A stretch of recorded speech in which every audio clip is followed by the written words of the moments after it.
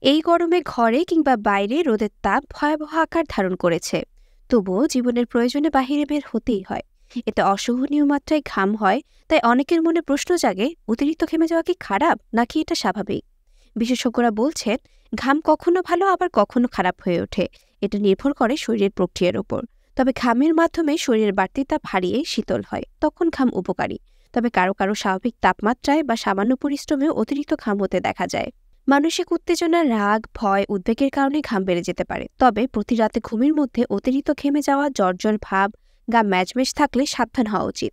যক্ষা বা লসিকাগ্রন্থির ক্যান্সারে রাতে অতিরিক্ত ঘাম হতে পারে। অনেক সময় ডায়াবেটিস রোগীরাও হঠাৎ করেই ঘেমে যান। রক্তে শর্করা কমে গেলে এমনটা হতে পারে। এক্ষেত্রে তার সঙ্গে বুক ধড়ফড়, মাথা ঘোরা, দুর্বলতা, হাত কাঁপুনি থাকতে পারে।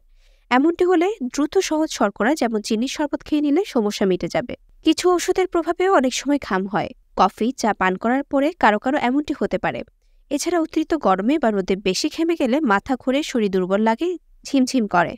পানি ও লবণ বেরিয়ে যায় বলে এমনটা লাগে। তাই গরমে বেশি ঘামলে যথেষ্ট পানি, স্যালাইন পানি, ডাবের পানি পান করুন। তবে অতিরিক্ত ঘাম যদি আপনাকে আরো বেশি দুশ্চিন্তায় ফেলে দেয়, তাহলে কোনো অভিজ্ঞ চিকিৎসকের শরণাপন্ন হন।